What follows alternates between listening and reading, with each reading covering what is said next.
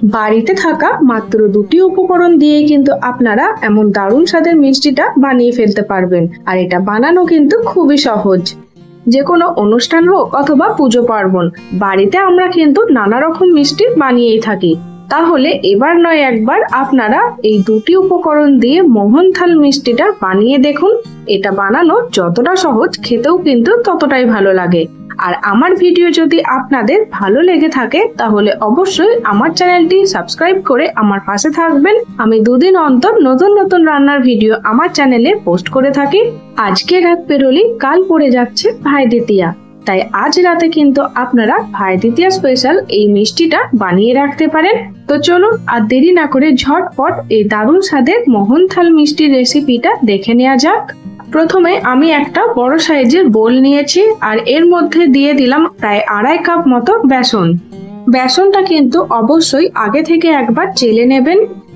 এবার এর মধ্যে দিয়ে দিচ্ছি 2 চামচ মতো দুধ আর 2 চামচ ঘি। ঘি আর দুধটা কিন্তু বেসনের সাথে খুব ভালো করে মিশিয়ে নিতে হবে। আমরা যেমন করে আটা বা ময়দার মধ্যে ময়ান দিই, ঠিক সেইভাবেই কিন্তু এই বেসনটাতে দুধ আর ঘিয়ের ময়ান দিয়ে নিতে হবে। শুকনো উপকরণগুলো কিন্তু আগে খুব ভালো করে আপনারা মিশিয়ে নেবেন। শুকনো উপকরণগুলো কিন্তু খুব ভালো করে মেশানো হয়ে গেছে। হাতের সাহায্যে এইভাবে বেসনটা একটু চেপে চেপে দিচ্ছি আর এটাকে প্রায় 10 মিনিটের জন্য রেস্টে রেখে দেব। এইভাবেই 10 মিনিট পর ঢাকাটা খুলে নিলাম। এইবার একটা বড় ছাঁকনি নিয়েছি আর এর মধ্যে দিয়ে দিচ্ছি বেসনটা। অল্প অল্প করে বেসন দিয়ে কিন্তু এই ছাঁকনির সাহায্যে বেসনটা খুব ভালো করে চেলে নিতে হবে, যেন এর মধ্যে কোনো রকম দানা না থাকে। চালার সময় বেসনের যে দানাগুলো তো রয়ে যাচ্ছে, সেই দানাগুলো হাতের সাহায্যে কিন্তু ভেঙে নিতে হবে, দিয়ে আবারও ঠিক একইভাবে পুরো বেসনটাই চেলে নিতে হবে। এইভাবে বেসনটা চেলে না নিলে কিন্তু মোহনথাল মিষ্টিটা খেতে একদমই ভালো হবে না। তাই আপনারা অবশ্যই বেসনটা কিন্তু এইভাবে চেলে নেবেন। হাতের সাহায্যে যদি বেসনের দানাগুলো ভাঙা না যায় তাহলে আপনারা মিক্সিং জারের মধ্যে দিয়েও কিন্তু এটা আর একটু গুঁড়ো গুঁড়ো করে নিতে পারেন। দেখুন এখানে সব বেসনটাই কিন্তু খুব ভালো করে আমি চেলে নিয়েছি। চালা হয়ে যাওয়ার পর এই বেসনটা একবার হাতে নিয়ে দেখবেন, এটা কিন্তু ঠিক সুজির দানার মতো লাগবে। মোহনথাল মিষ্টি বানানোর জন্য কিন্তু বেসনটা ঠিক এইভাবেই রেডি করতে হবে। এইবার একটা কড়াইয়ের মধ্যে দিয়ে দিলাম 1 কাপ মতো ঘি। যে কাপে মাপ করে আমি বেসন নিয়েছিলাম সেই একই কাপে মাপ করে কিন্তু 1 কাপ মতো ঘি দিয়েছি। 2.5 কাপ বেসনের জন্য কিন্তু এখানে 1 কাপ মতো ঘি লাগবে। যে বেসনটা আমরা রেডি করে রেখেছিলাম সেটা আমি এই ঘিয়ের মধ্যে দিয়ে দিলাম।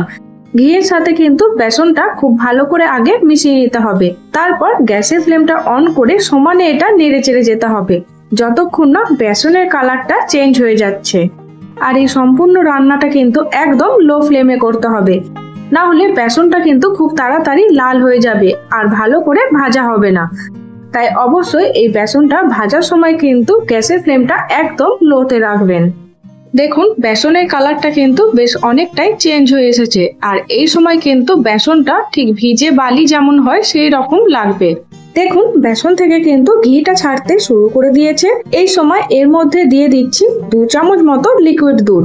আপনারা চাইলে এখানে জলের ছিটেও দিতে পারেন। এই দুধটা দেওয়ার ফলে কিন্তু বেসনটা বেশ অনেকটাই ফুলে ফেপে উঠবে। মোহনথাল মিষ্টি বানানোর জন্য কিন্তু বেসনটা ঠিক এইভাবেই রেডি করতে হবে। একদম লো ফ্লেমে একটু টাইম নিয়ে কিন্তু এই বেসনটা ভাজতে হয়। যত ভালো করে ভাজা হবে মোহনথাল মিষ্টিটা কিন্তু খেতে ততই ভালো লাগবে। আমার কিন্তু প্রায় 20 থেকে 25 মিনিট মতো টাইম লেগেছিল। এই বেসনটা কিন্তু তুলে আমি একটা আলাদা জায়গার মধ্যে রেখে দিচ্ছি। এবার ওই কড়াইয়ের মধ্যে নিয়ে নিলাম 1 বাটি মতো চিনি। ওই একই বাটিতে মাপ করে কিন্তু হাফ বাটি মতো আমি জল দিয়েছি। যতটা পরিমাণ চিনি নেবেন তার অর্ধেক কিন্তু এখানে জল ব্যবহার করতে হবে। চিনিটা জলের সাথে খুব ভালো করে আমি মিশিয়ে নিচ্ছি। দেখুন এখানে কিন্তু বেশ একটা চ্যাটচ্যাটে চিনির রস তৈরি করে নিতে হবে। এবার এর মধ্যে দিয়ে দিচ্ছি কিছুটা পরিমাণে জায়ফলের গুঁড়ো। আপনারা চাইলে এখানে এলাচ গুঁড়ো বা গোটা এলাচ ব্যবহার করতে পারেন। আর দিয়ে দিচ্ছি সামান্য পরিমাণে ফুড কালার। এই ফুড কালার দেওয়াটা কিন্তু পুরোপুরি অপশনাল, আপনারা চাইলে এটাকে স্কিপ করতে পারেন। ফুড কালার আর জায়ফলের গুঁড়োটা চিনির সাথে আমি খুব ভালো করে মিশিয়ে নিচ্ছি।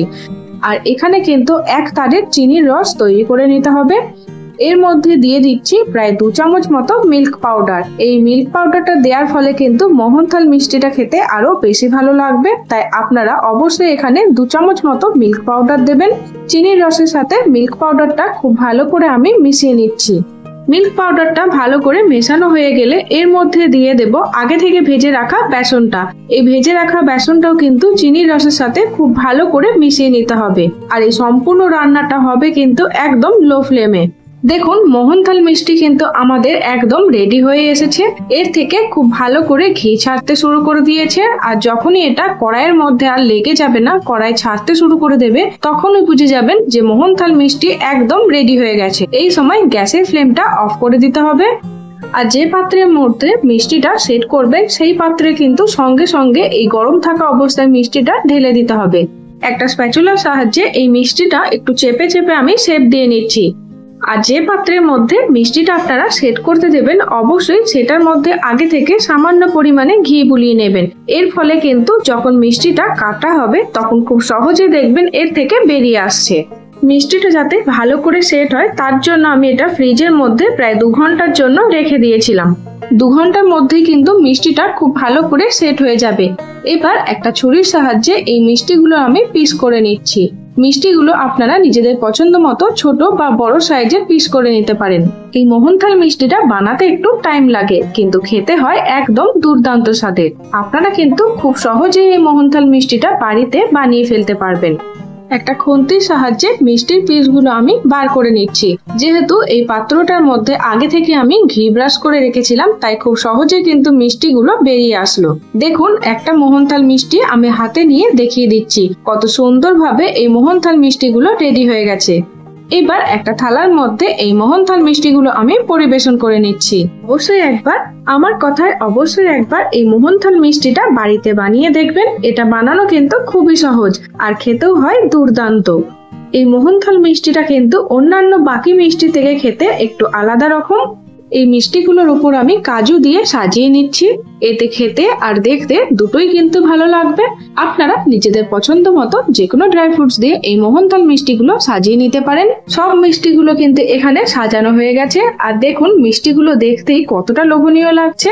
আর এই মিষ্টিগুলো কিন্তু আপনারা একবার বানিয়ে প্রায় 1 থেকে 2 সপ্তাহের জন্য স্টোর করে রাখতে পারবেন। একটা মিষ্টি আমি ভেঙে দেখিয়ে দিচ্ছি, দেখে বুঝতেই পারছেন কতটা সফট হয়েছিল এই মিষ্টিগুলো। তো আমার এই দারুণ স্বাদের মোহনথাল মিষ্টির রেসিপি আপনাদের কেমন লাগলো অবশ্যই কমেন্ট বক্সে জানাবেন। আর প্লিজ আমার চ্যানেলটি সাবস্ক্রাইব করবেন।